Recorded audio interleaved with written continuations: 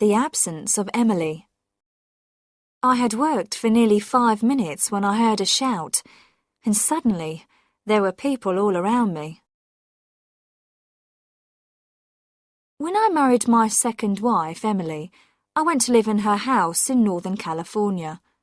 It's a big house with a lot of land around it, just outside a small town.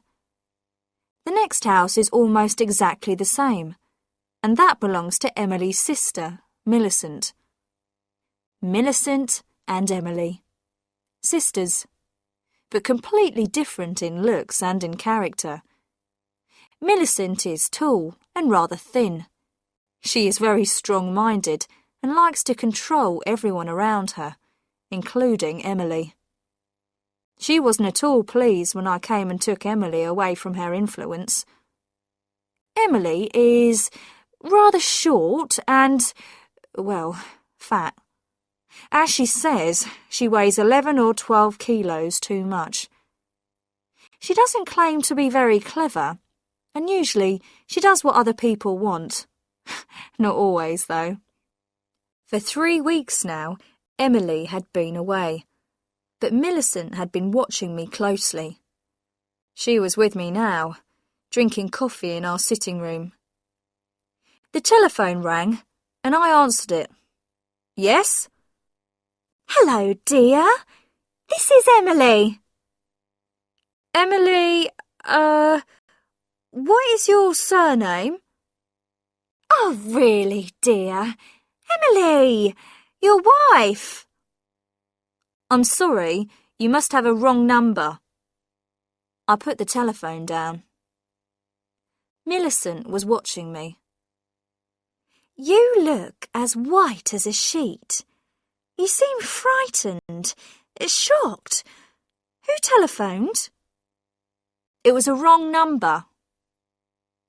Millicent drank some coffee. Oh, Albert, I thought I saw Emily in town yesterday, but that's not possible. Of course it's not. Emily is in San Francisco. Yes, but where in San Francisco? She didn't say. She's visiting friends. Emily doesn't have any friends in San Francisco. I know all her friends. When will she be back? She wasn't sure when it would be. I've heard, Albert, that your first wife died in a boating accident. She fell out of the boat and died in the water? I'm afraid so. She couldn't swim. And you were the only witness to the accident? I believe so. No one else ever came forward. Did she leave you any money, Albert? That's nothing to do with you, Millicent. In fact, Cynthia had $50,000 of life insurance and 1 sailing boat. Poor Cynthia. She had taken her boat out alone that day.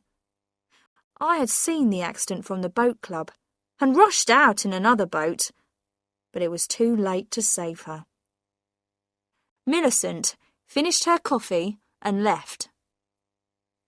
When she had gone, I went for a walk through the woods behind the house.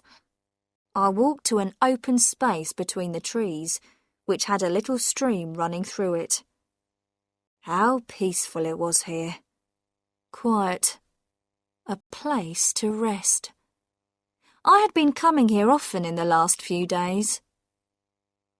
I sat down on a fallen tree near the stream and thought about Emily and Millicent. Their houses and land were very similar, so you would expect them to be equally rich. But this was not the situation, as I discovered after my marriage. Emily owned her house and the land around it, but she could not afford to employ people to look after them. Millicent, on the other hand, employed a lot of people in her house, and even a lawyer to look after her money. She must have $1 million at least. On Tuesday afternoons, I usually go to the supermarket in town. Today, in the car park, I saw a small, rather fat woman across the street walking away from me. She wore a purple dress and a brown hat. It was the 4th time I'd seen her in the last 10 days. I hurried across the street. She turned the corner and I started to run. When I reached the corner, she was nowhere in sight. I was standing there when a car stopped beside me. It was Millicent. "What are you doing, Albert? I saw you running. I've never seen you run before." "Oh, I was just taking a little exercise." I was still breathing hard as I walked back to the supermarket. The next morning, when I returned from my walk to the stream, I found Millicent in the sitting room, pouring some coffee for herself. "I've been in the bedroom, looking at Emily's clothes," Millicent said. "I didn't see anything missing." "Why should anything be missing? Has there been a thief in the house?" "Don't tell me that Emily went off to stay with friends in San Francisco without any luggage." She had luggage, though not very much. "What was she wearing when she left?" "I don't remember," I said.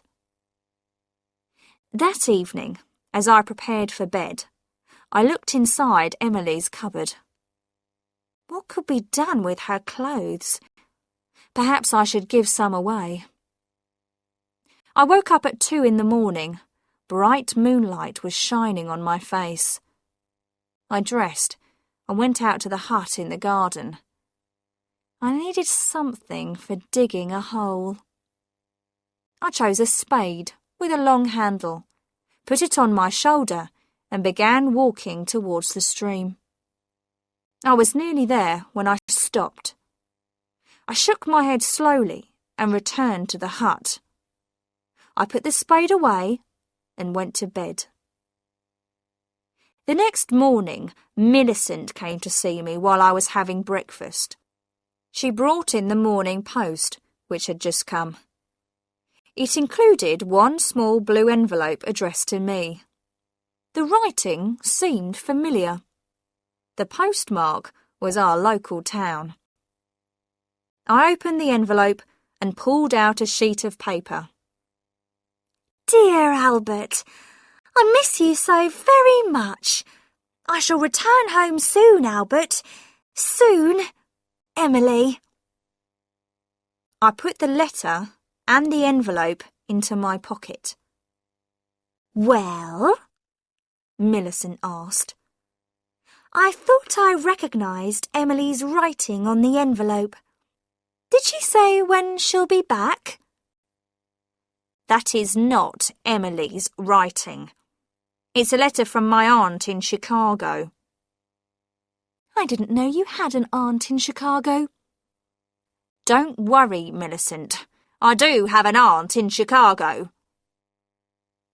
That night, I was in bed, but awake, when the telephone beside my bed rang. "Hello, my sweet. This is Emily." "You are not Emily. You are someone else."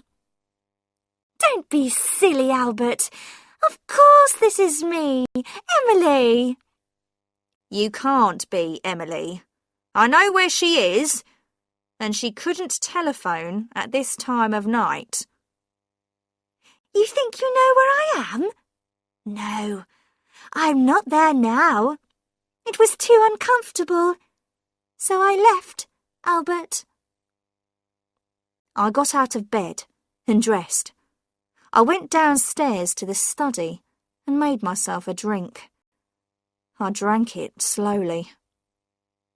It was nearly 1 o'clock in the morning when I went to the garden hut again and took out the spade. This time I went all the way to the space between the trees.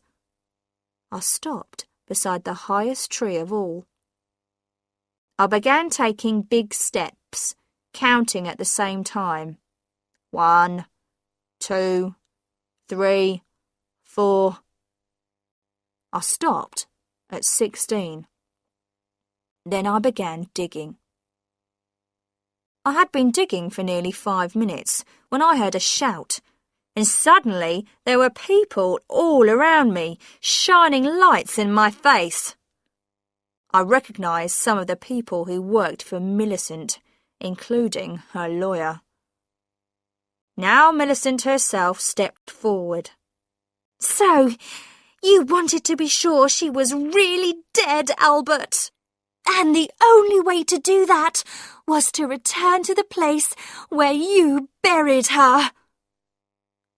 "I am looking for old Indian knives," I said.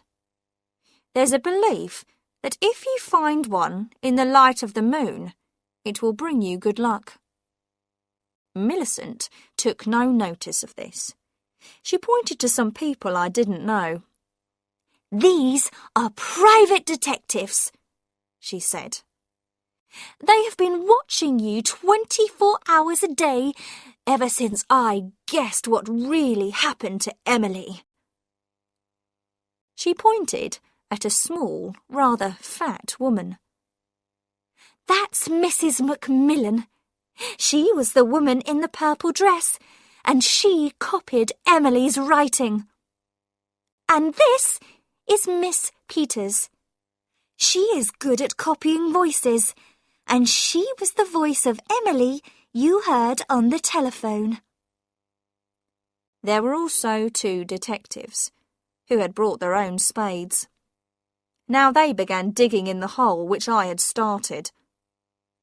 "We knew you were getting worried, Albert," said Millicent. "You almost dug her up last night, didn't you?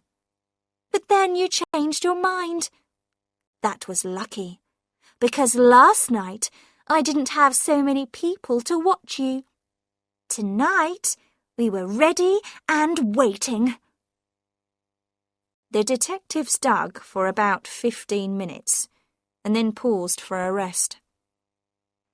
"This ground is very hard," said one. They went on digging until the hole was 2 meters deep. "Nothing has been buried here," said the other.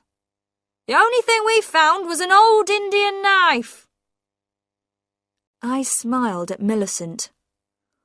"What makes you think I buried Emily?" I left them and returned to the house. I had guessed from the beginning that Millicent was responsible for the false Emily that had appeared to me in different forms.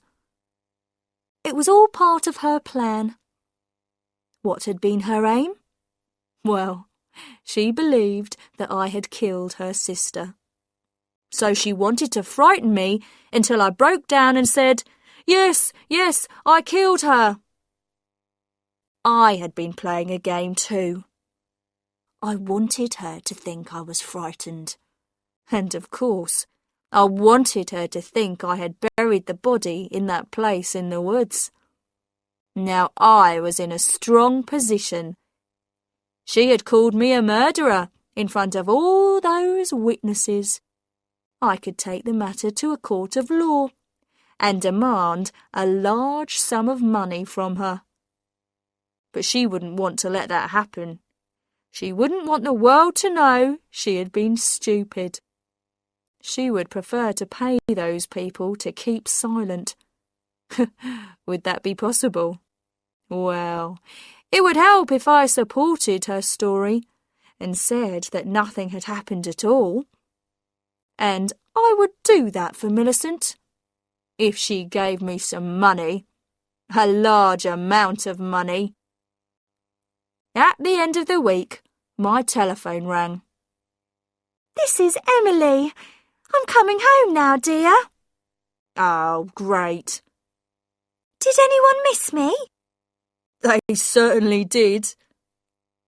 "You haven't told anyone where I've been these last 4 weeks, have you, Albert? Especially not Millicent." I told her you were visiting friends in San Francisco. Oh dear, I don't know anybody in San Francisco. Did she believe you? I don't think so. Well, I couldn't tell her I was going to a health farm to lose weight. I would be ashamed. And I wasn't sure that I would manage it. But I have, Albert. I have. I've lost 14 kilos. My figure must be as good as Cynthia's now. Well done, Emily. That's great. Why is Emily jealous of my first wife? They each have their place in my heart. Yes, but now none of my clothes will fit me. I'll have to get a lot of new clothes. Do you think we can afford it, Albert? We can now, with some help from Millicent. Thank you for watching. Please take a moment to hit the like button and subscribe to my channel. Your support really motivates me to keep creating content. I appreciate you all, and I'll see you in the next video.